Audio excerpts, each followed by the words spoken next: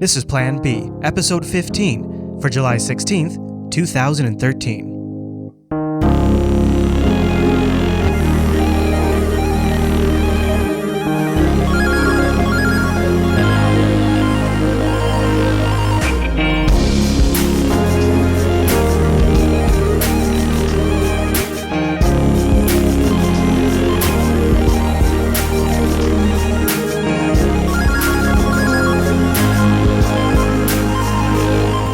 And welcome to Plan B, Jupiter Broadcasting's weekly talk show contemplating the future and present of Bitcoin, with insights for the novice, shop talk for the expert, and opinionated discussion for the interested observer of Bitcoin and related technologies.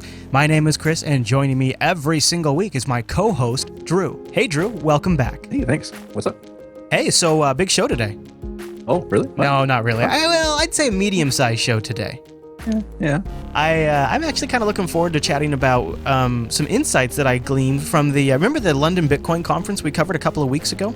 Yes, sir. A bunch of really smart guys who are kind of making a name in Bitcoin right now sat down and had a great conversation. So I pulled some clips from that. So we're going to do that later on in the show.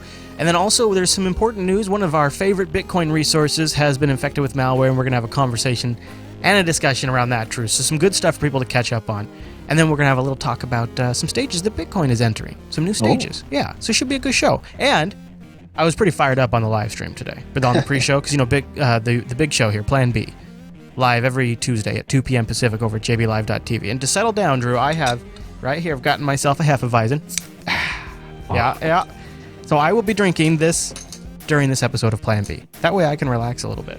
Oh, good. And I figured if I'm going to have a brew, I don't know, do you have anything available to you over there? Just some water right now. Water. Sure, I'm kind of sweating it up in here. That's what we'll call it, water. Oh, yeah, it's like super hot where you're at. It's only 92. I'm wearing pants today, so we're okay. Okay, good, Drew.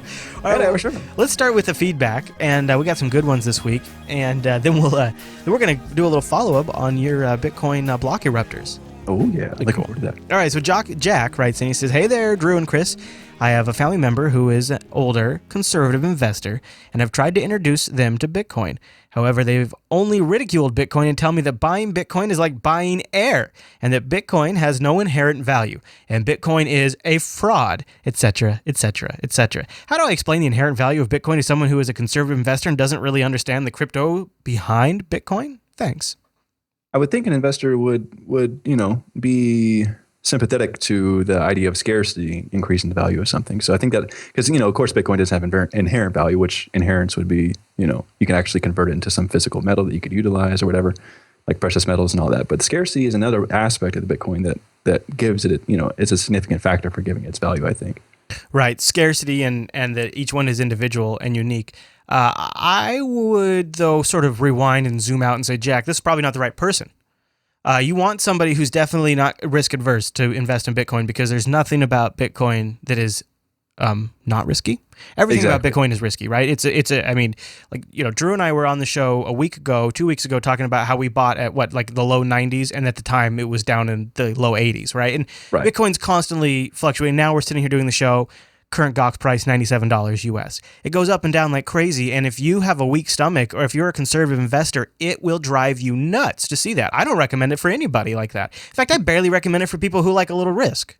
Oh, exactly. Yeah, I wouldn't recommend investing to anybody with Bitcoins and all that. Just exactly what you said, the volatility aspect, and the conservative investors are not going to want to be seeing their 10% of the value just drop in one day like that. And it's never a good idea to put all of your investment eggs. And I'm nobody. Don't take any investment advice from me. Even this advice. Don't take that advice.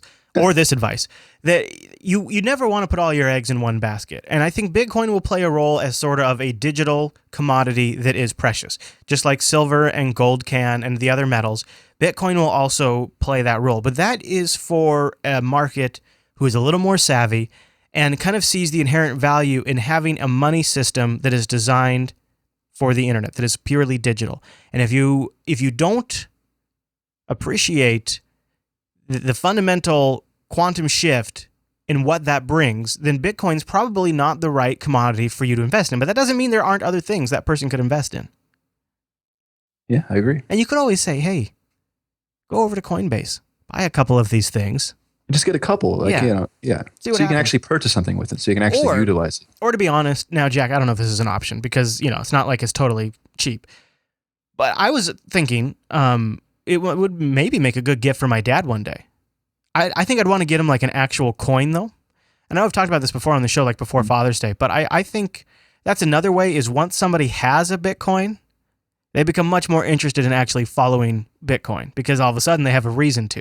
And when you give them a coin, you say, here's a coin, it was $90. And then when you come back next Christmas or next birthday or next Father's Day, whatever it is, and it's worth $200 maybe, then you can really have a conversation around that, you know.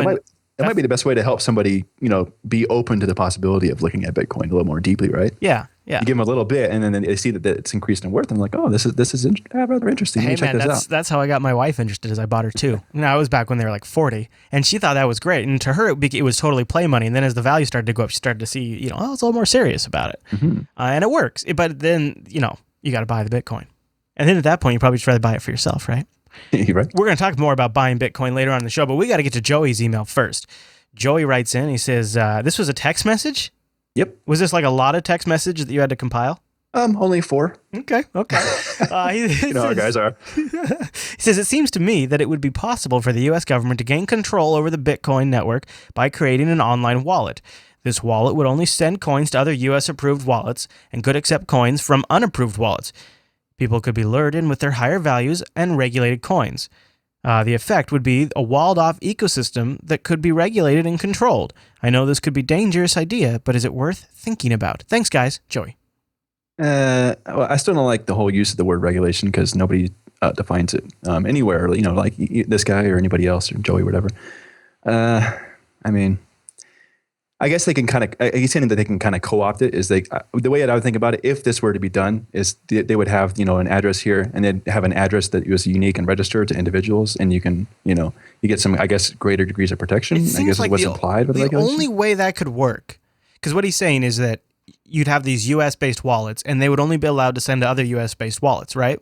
But if you're using Bitcoin and the Bitcoin you're not protocol, restricted from going outside of the system. Yeah, every wallet out there, every downloaded wallet on every computer, on every Android device, on every server would have to support some sort of additional code that allowed them to somehow. Hey, how would you even allocate these Bitcoin addresses to the U.S. and these? It seems impossible because people can generate a Bitcoin address at will. It's impossible. This is impossible. Right. Which is great. Joey, I mean that's great, right? You think about some of the things that Satoshi figured out,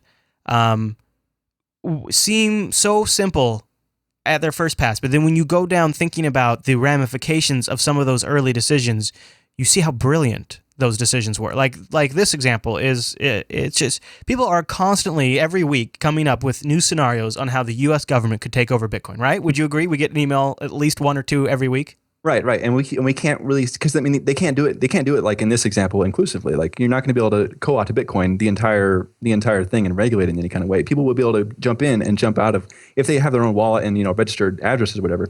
You can jump in and utilize those. I mean, they can kind of co-opt that portion of the Bitcoin network, but they're not going to be able to co-opt the entire thing. And you're still going to be able to exit their little scenario that they could possibly build. I don't put much credence into that, but yeah.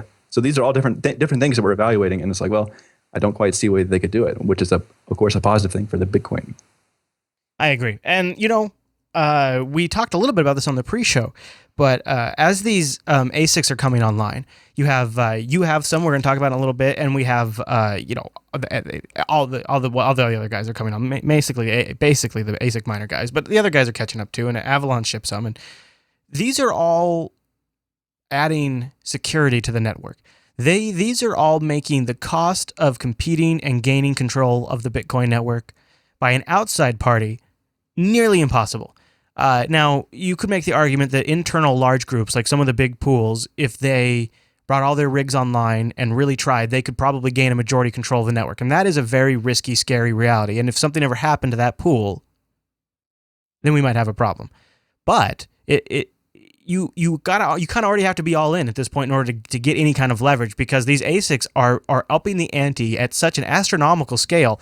The Bitcoin computational network is getting to numbers that we just as slightly evolved monkeys can barely understand. Yeah, it's getting really amazing. So it's a big enough number where I don't know what it is. the difficulty number. Right. Yeah. I can't remember. I mean, I know we've even mentioned it on the show, but I honestly can't remember what it is.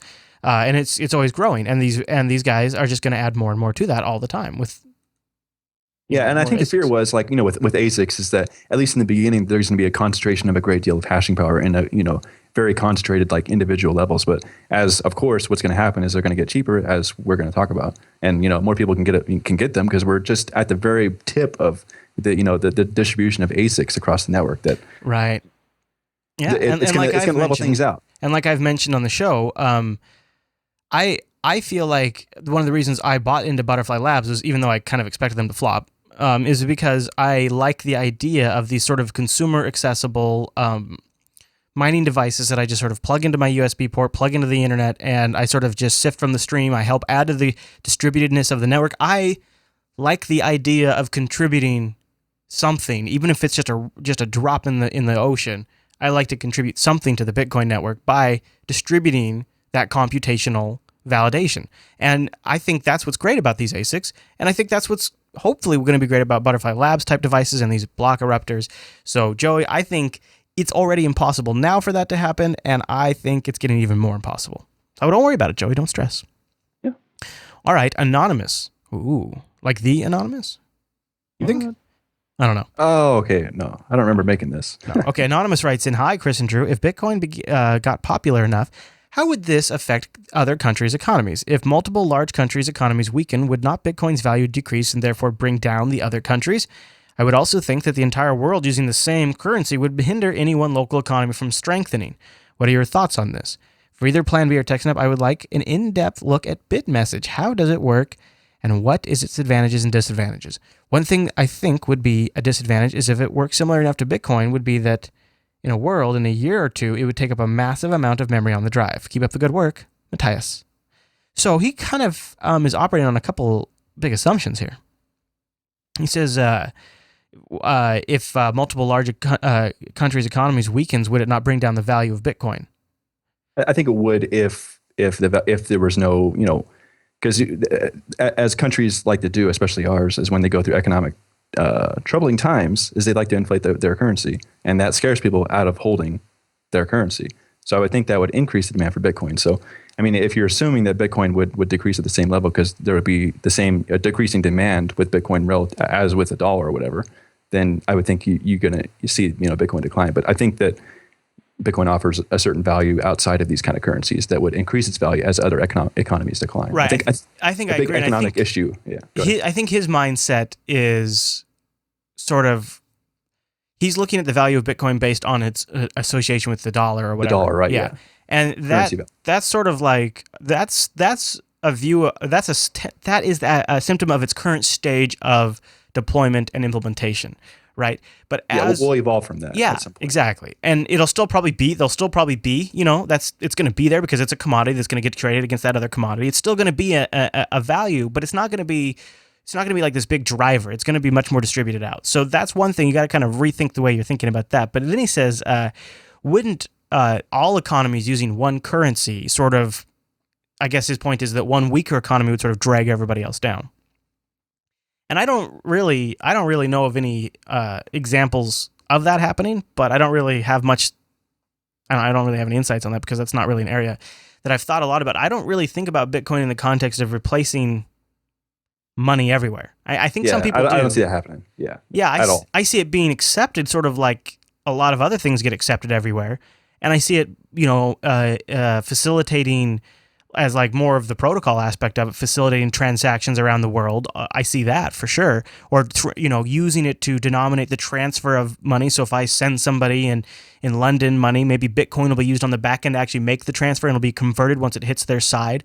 I could see it, being used all around the world for things like that. But I always would imagine, because it's such a fundamental tool for local governments to manipulate their economies and their country, I can't imagine.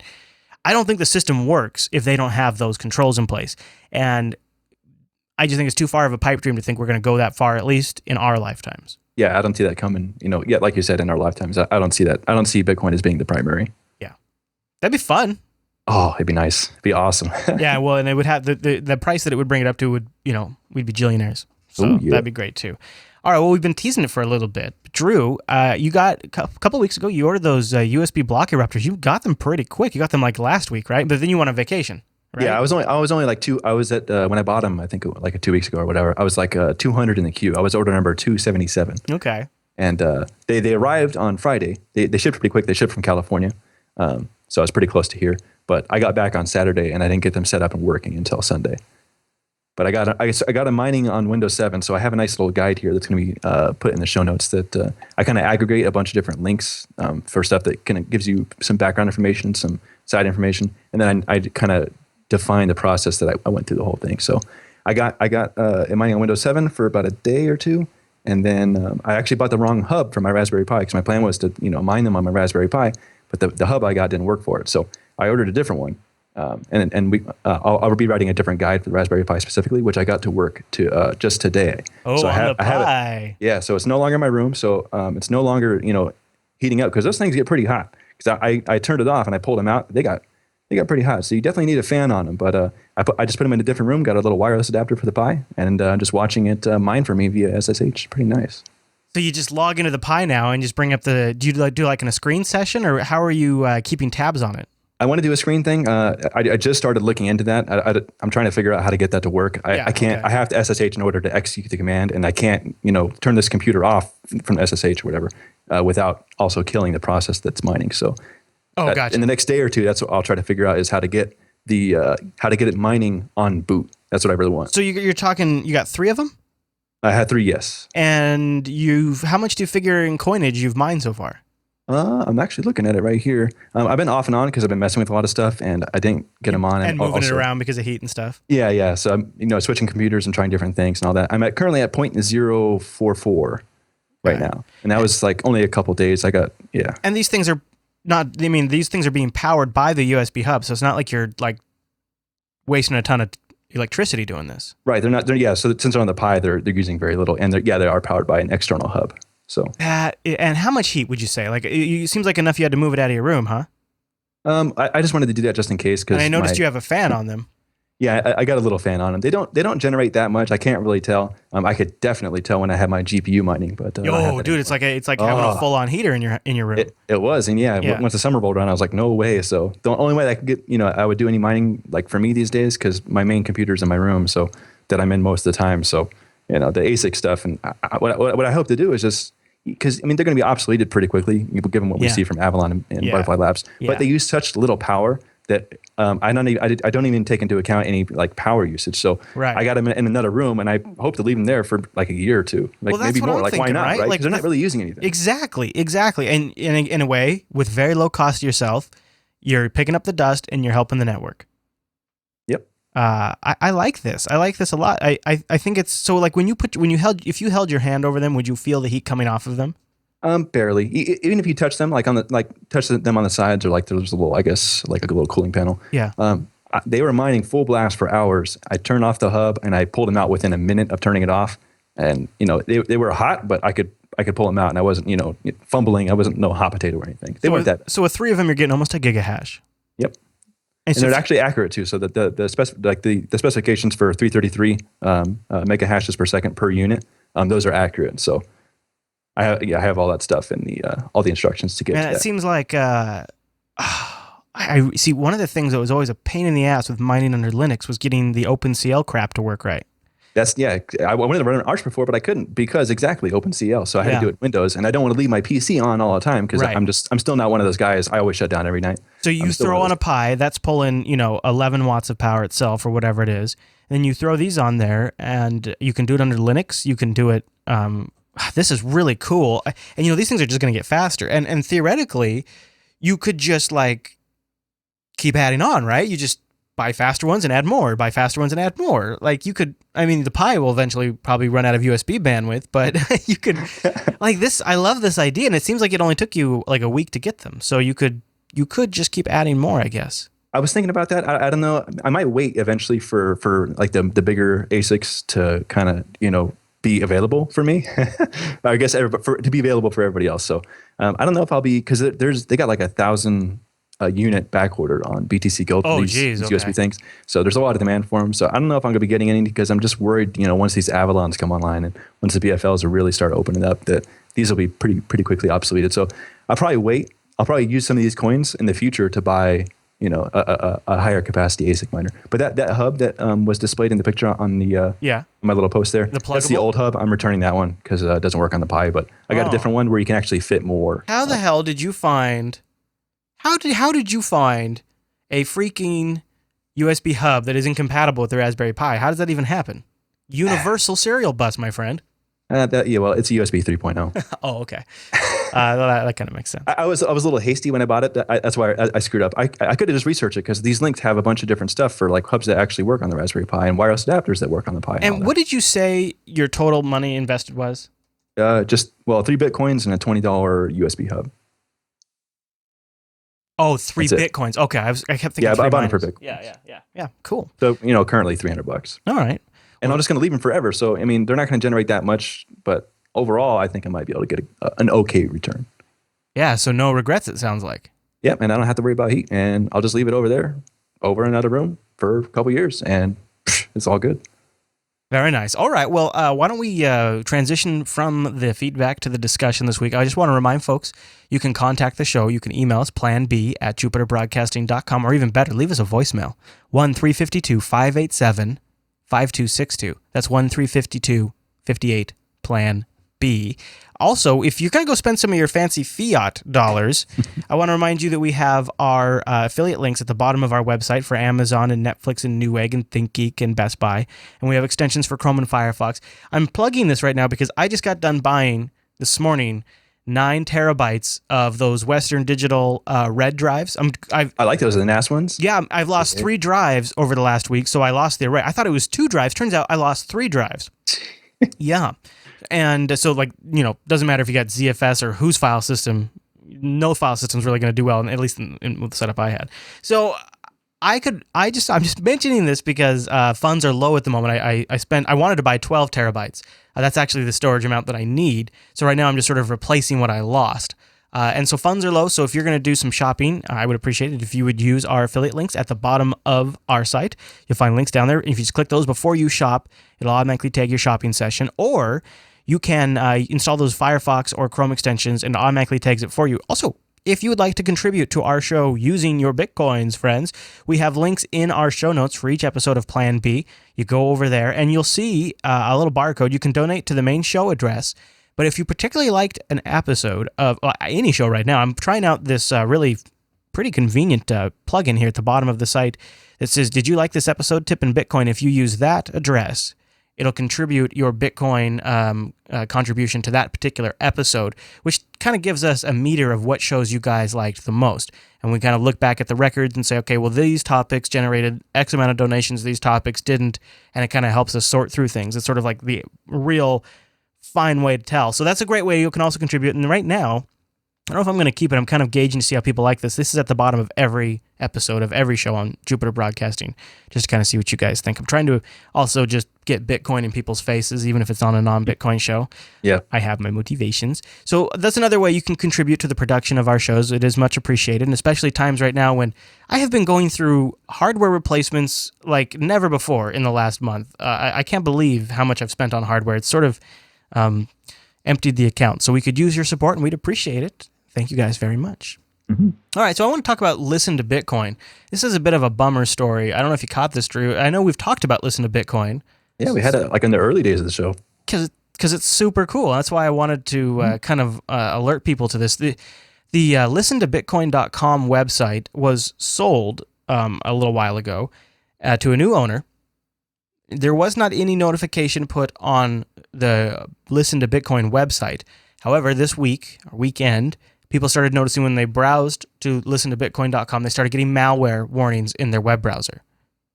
And that was sort of like this moment where people went, hey, what's going on? So they started a thread in the Bitcoin subreddit, and the owner of Listen to Bitcoin, or the former owner of listentobitcoin.com, came into the subreddit and said, oh yeah, I sold it. Yeah, I'm over at bitlisten.com now.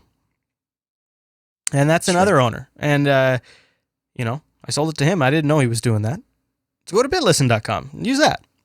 See, he just bought the code somewhere else? Well, yeah. So the code is open source and it's up on GitHub. And he did note when the website was sold on his GitHub account that it had been sold.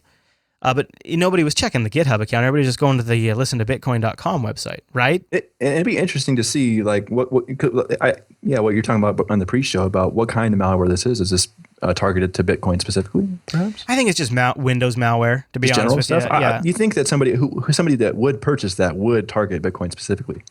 maybe. You'd think. It seems actually, so let's talk about that for a second, because that seems pretty clever. You go in, you find some popular Bitcoin website that maybe could use a little cash.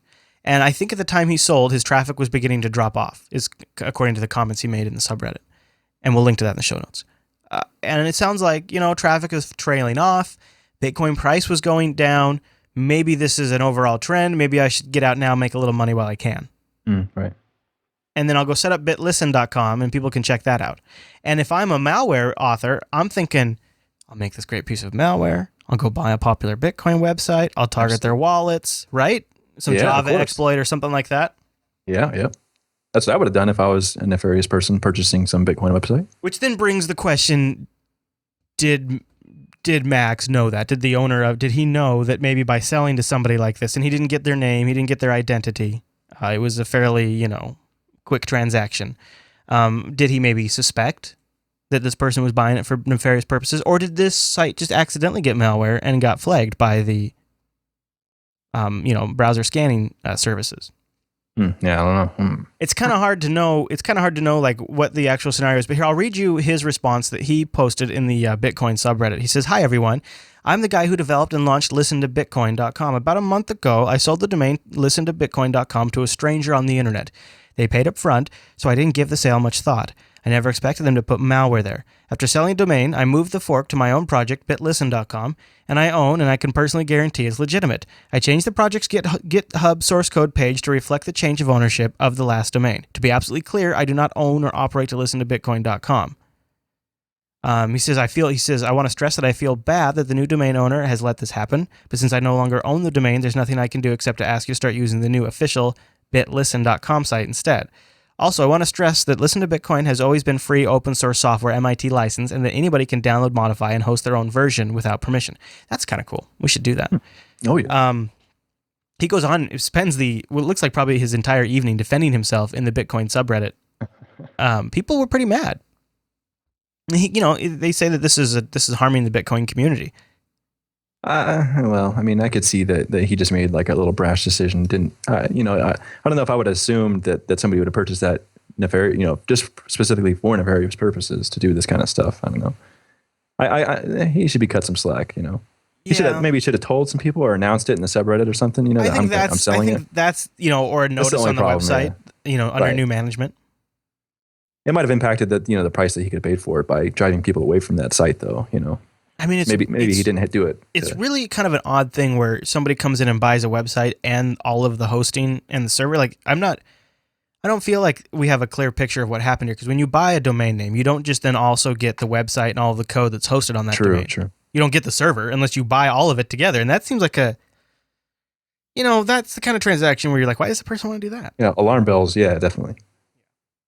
But so anyways, we always have Listen to Buttcoin. We can still go there. Yeah, that's right. If you want your juvenile entertainment, and I do. And so just kind of as a public service announcement to you guys out there, we've talked about it before. So stop going to listentobitcoin.com. If you want to still go to the original author site, you can go to bitlisten.com. We did invite Max on the show today to chat about this. He couldn't make it work, but he communicated with us via email. So, I kind of see where it comes. I can kind of see like if I had some sort of big Bitcoin project that I thought, everything was going south. Maybe he was under hard times. Maybe he was tempted to sell. I don't know. I think a simple notification on the website would have just solved a lot of this.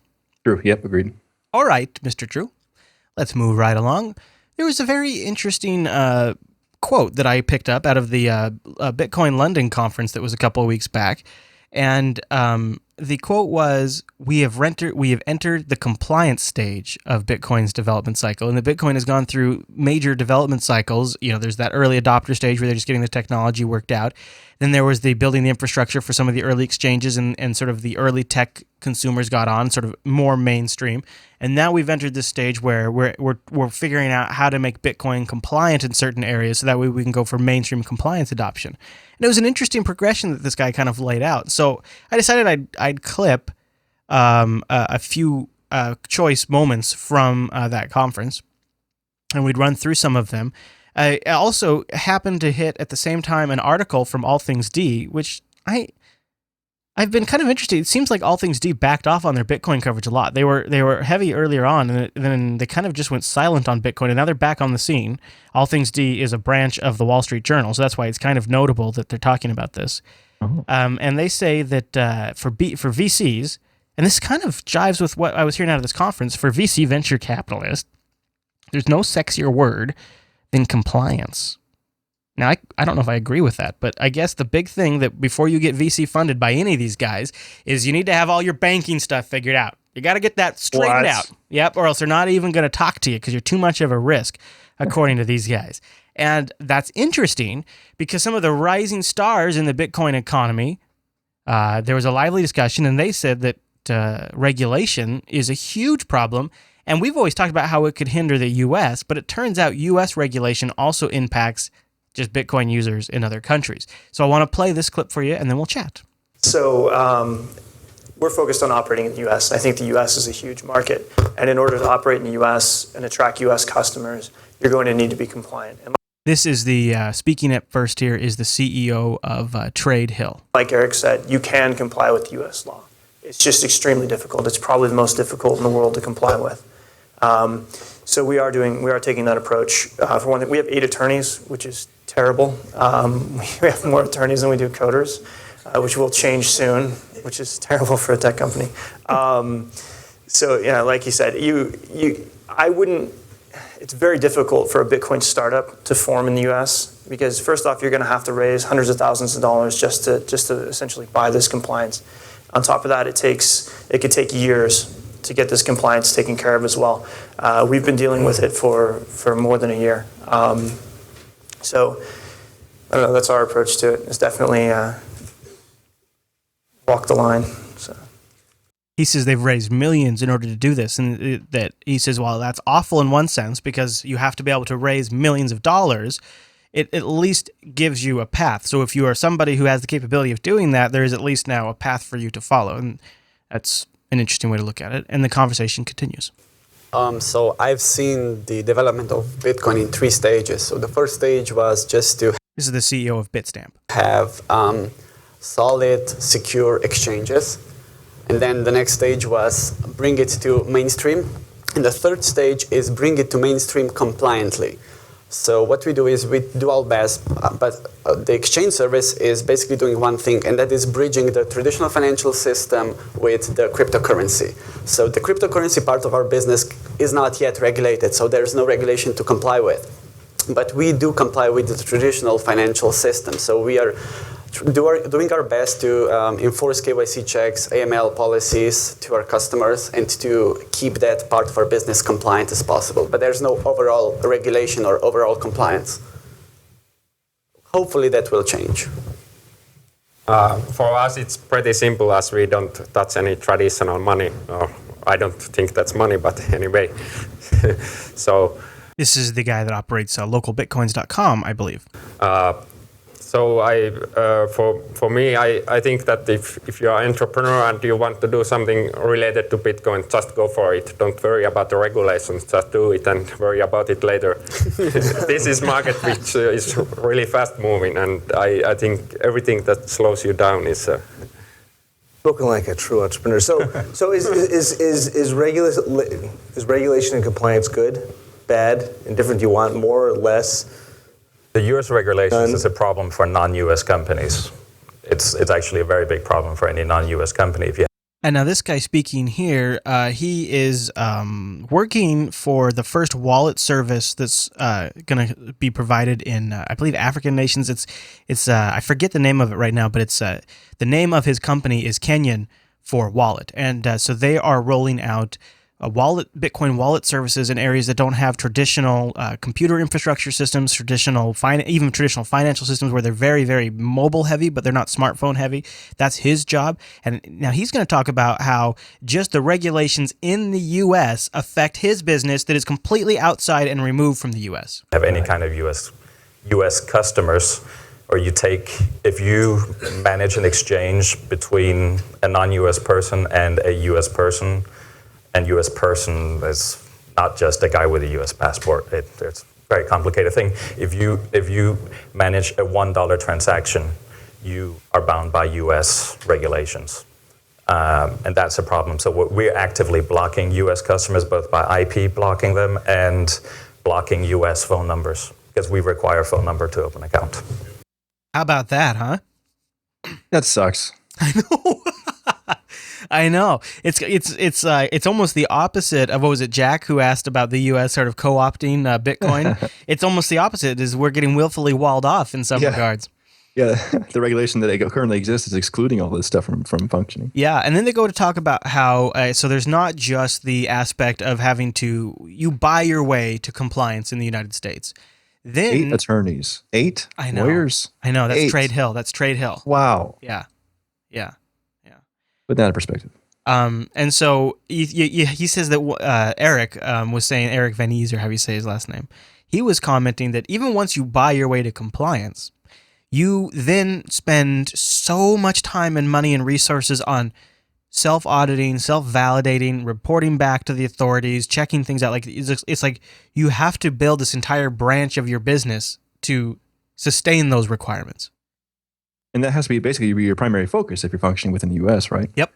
Because I would think that that would not take a backseat relative to the actual providing goods and services, from what they're all talking about, right? Because they're having to dedicate so many resources and so many people to just being able to function legally that you're stifling all the other innovation that can evolve with those funds. So you got the CEO of Trade Hill, you got the CEO, the co-founder of Kipshi, I think it's pronounced. You got the CEO of Bitstamp. You got Eric Verhoes, the guy who's currently running up Coinapult right now.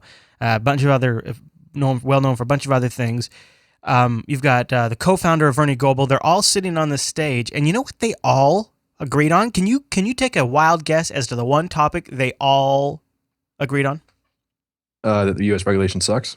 Well, okay, yeah, you got me there. Touché, sir. No, besides that, take a wild guess. I'll give you a hint. It's light. Some people call it feathery, and there's lots of different names for them.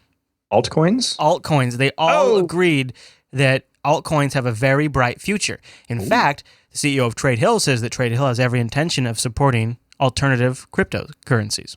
Nice. Yeah, they all are bullish on them. In fact, not just them. Bitcoin developer Jeff Garzik was interviewed by CoinDesk, and he was asked about his thoughts on the impact of ASICs and the impact of altcoins on Bitcoin.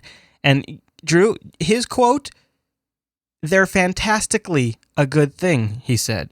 "Experimentation is wonderful. It's been disappointing that the overwhelming majority of altcoins have all been pump and dumps and those kinds of schemes. He calls them first generation of coins, but thinks the landscape for altcoins is maturing." Now, this is a core developer of Bitcoin, okay?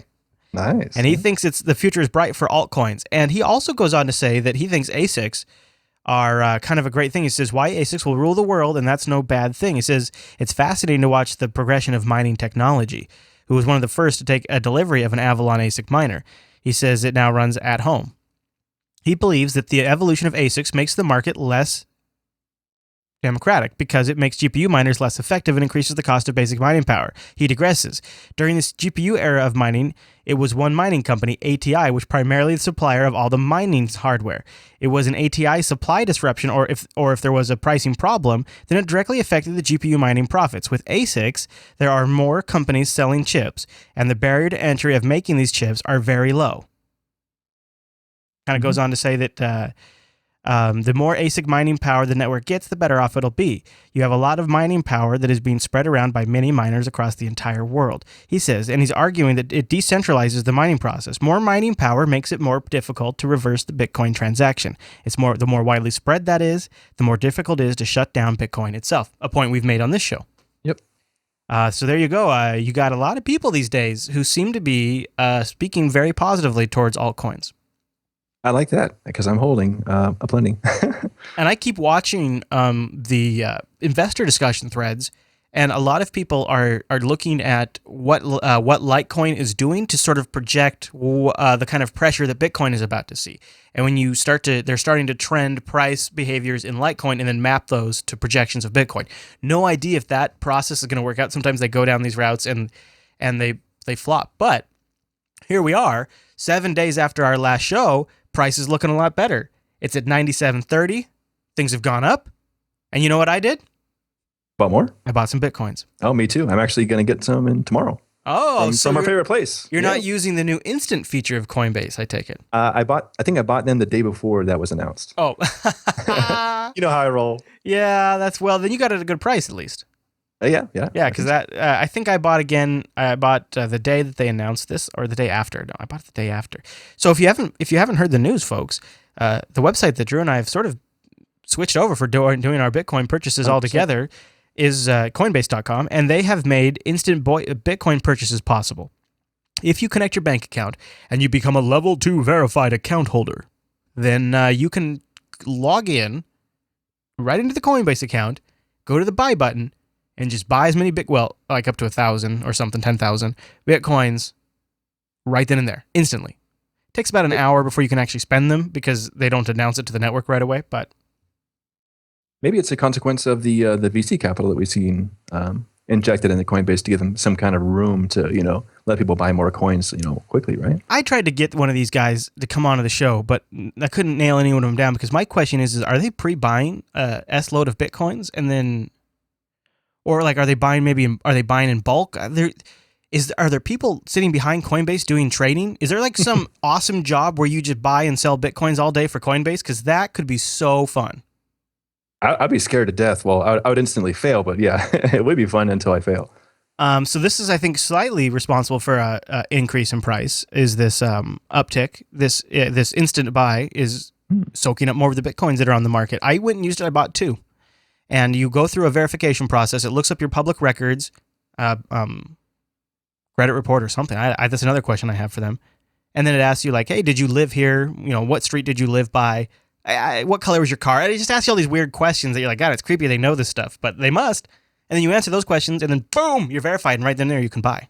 Awesome. So once you finish that, you didn't have to wait for any period of time for any like human. It's not like Gox where you had to wait 2 weeks to get verified, and by the time they verified you, the entire economy had collapsed, and it wasn't worth it.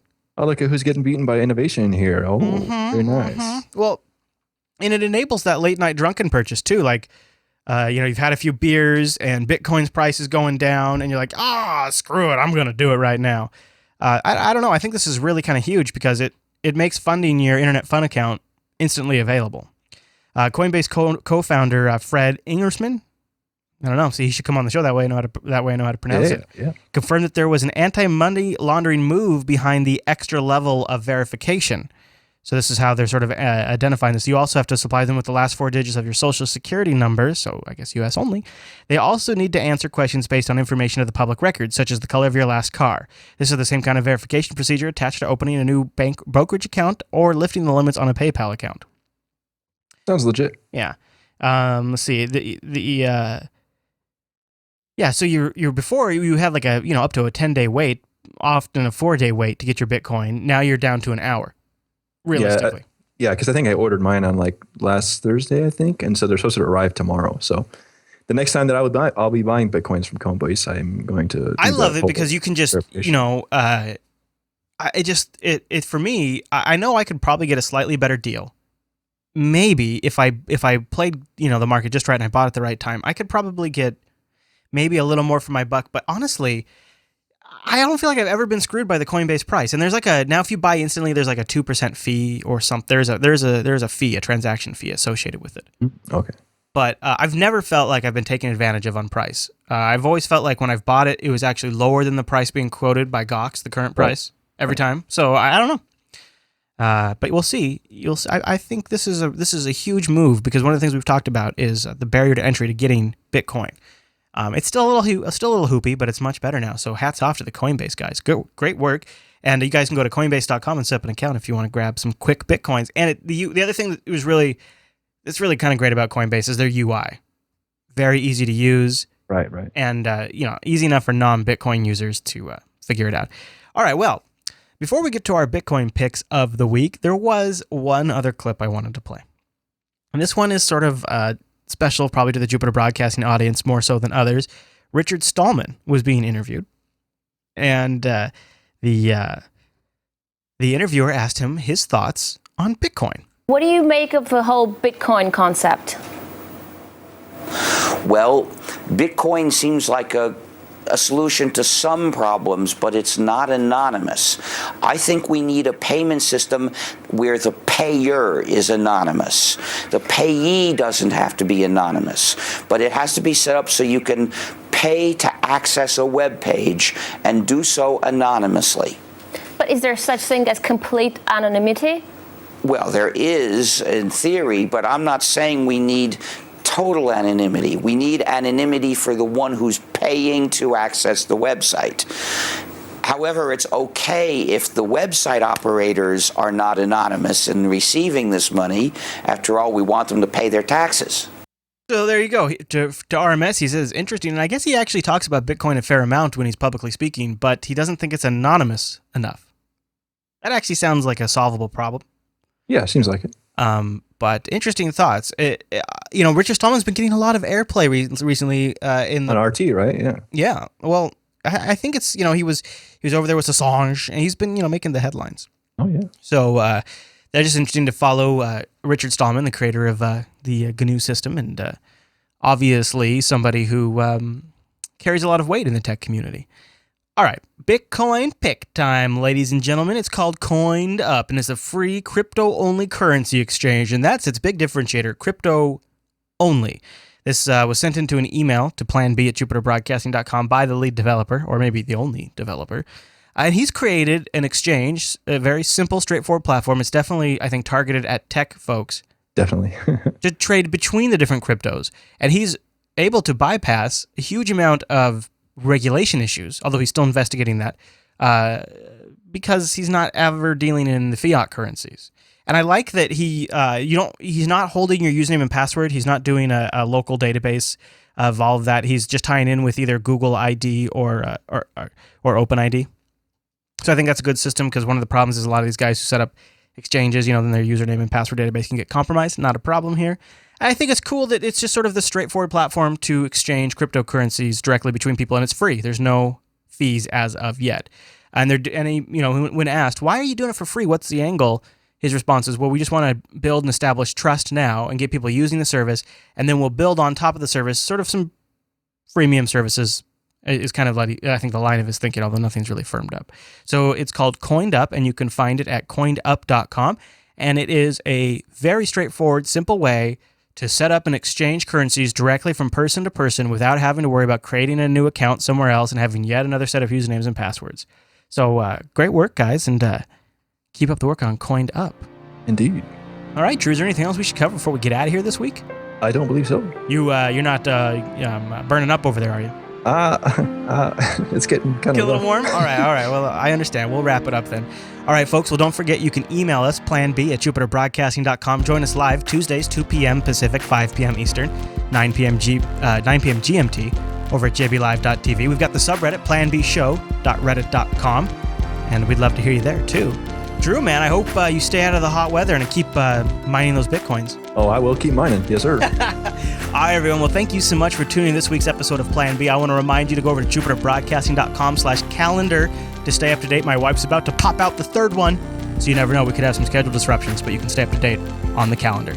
All right, everyone. Thank you so much. See you right back here next week.